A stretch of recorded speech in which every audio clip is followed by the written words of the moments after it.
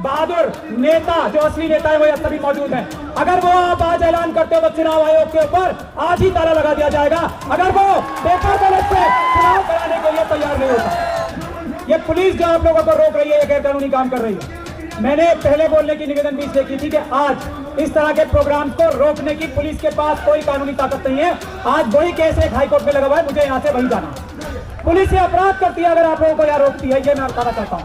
और वकीलों की जिम्मेदारी है ये कि वो ढाल बन के आप लोगों के आगे खड़े हो। अगर पुलिस कोई गैर कानूनी काम आपके साथ करती है, हम वकील ये वादा करते हैं कि आपकी ढाल बन के देश के मालिकों, देश की जनता के सामने खड़े रहेंगे।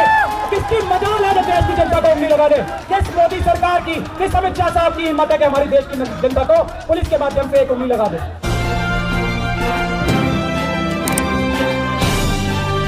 आप देख रहे हैं पब्लिक आवाज टीवी।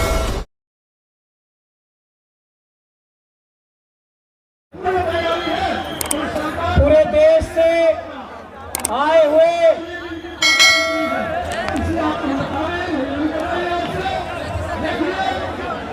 हमारे बड़े भाई और अंबेडकरवाद, संविधानवाद, इंसाफ और बराबरी के अलमबरदार बड़े भाई बामन मेश्राम साहब की कॉल पर आज यहाँ पूरे देश के कोने कोने से आए हुए सभी अंबेडकरवादियों को, सभी संविधानवादियों को, सभी देश के रक्षकों को मेरा जय भीम, जय भारत, जय संविधान और अस्सलाम वालेकुम वरहमतुल्लाह। इस लड़ाई को आज से बहुत साल पहले ईवीएम की लड़ाई को बामन मेश्राम साहब ने शुरू किया था। सुप्रीम कोर्ट से लेकर अलग अलग हाई कोर्ट में शुरू किया था। हम लोगों का तब भी, जबकि मैं सुप्रीम कोर्ट में प्रैक्टिस करता हूं, ये मानना था कि सुप्रीम कोर्ट आरएसएस के दबाव में है, बीजेपी के दबाव में है।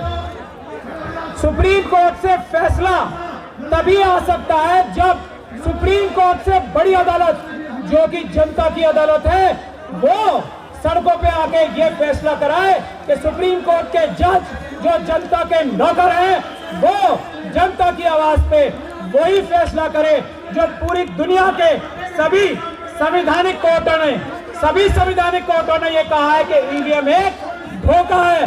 चुनाव सिर्फ और सिर्फ पेपर बैलेट से होने चाहिए।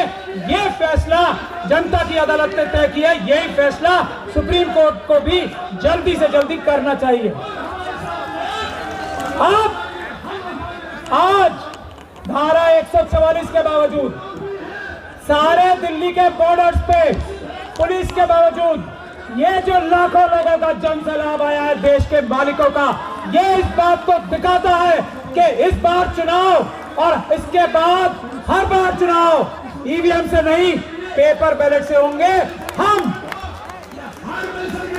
अगर बामन मेश्राम साहब और यहाँ बैठे हमारे सभी साथी, हमारे ईवीएम हटाओ संयुक्त मोर्चा के भी सभी साथी यहाँ पे मौजूद हैं, हमारे देश से कोने कोने से आए हुए बहादुर नेता, जो असली नेता है वो सभी मौजूद हैं। अगर वो आप आज ऐलान करते हो तो चुनाव आयोग के ऊपर आज ही ताला लगा दिया जाएगा। अगर वो पेपर बैलेट से चुनाव कराने के लिए तैयार नहीं होता, देश के हर एक चुनाव आयोग के ऑफिस के बाहर ताला लगा दिया जाएगा, हर एक गोदाम के बाहर ताला लगा दिया जाएगा। ये संवैधानिक काम होगा, ये गैर संवैधानिक नहीं है। मैं एक बात ये कहना चाहता हूं कि ये पुलिस जो आप लोगों को रोक रही है, ये गैर कानूनी काम कर रही है। मैंने पहले बोलने की निवेदन भी इसलिए की थी कि आज इस तरह के प्रोग्राम्स को रोकने की पुलिस के पास कोई कानूनी ताकत नहीं है। आज वही केस एक हाईकोर्ट में लगा हुआ है, मुझे यहाँ से वही जाना।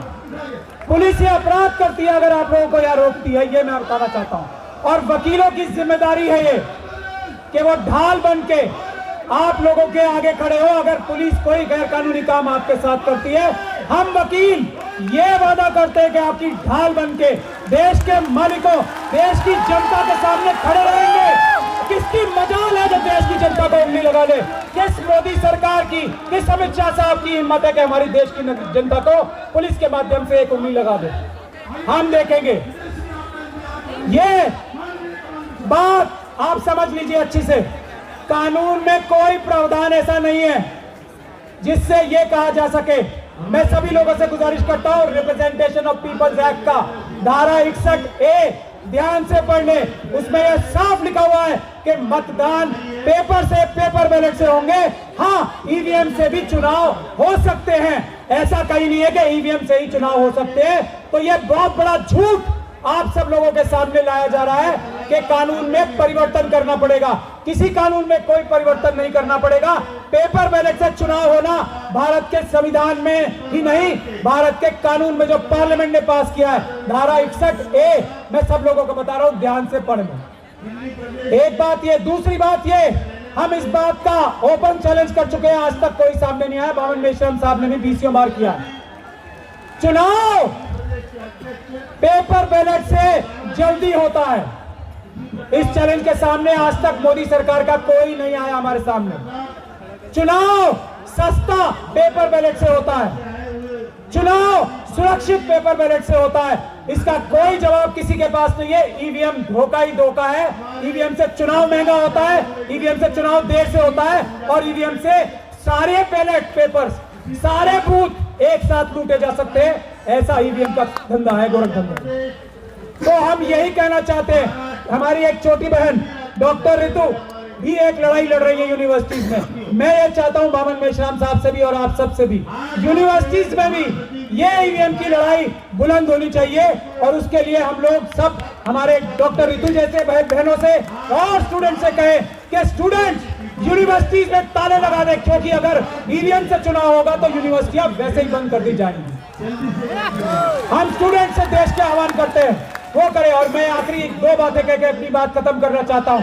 पहली, ये हम लोगों की लड़ाई नहीं है, ये देश की जनता ने अपने ईमानदार नौकरों को, हम सबको ये आदेश दिया है कि उठो और ईवीएम को खत्म कर दो, पेपर बैलेट से चुनाव कराओ। ये देश की जनता का आह्वान है, देश की जनता का आदेश है।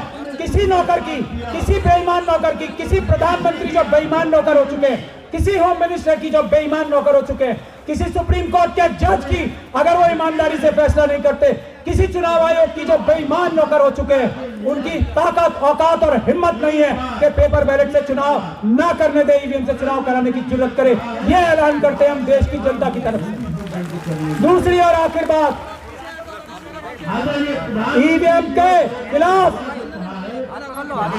हम भारत के संविधान और कानून के माध्यम से हम अपने खून से आसमान पर ईवीएम से आजादी लिख देंगे, क्रांति लिख देंगे। चुनाव सिर्फ पेपर बैलेट से होंगे, हम अपने खून से आसमान पर पेपर बैलेट लिख देंगे। जय भीम, जय संविधान, जय भारत।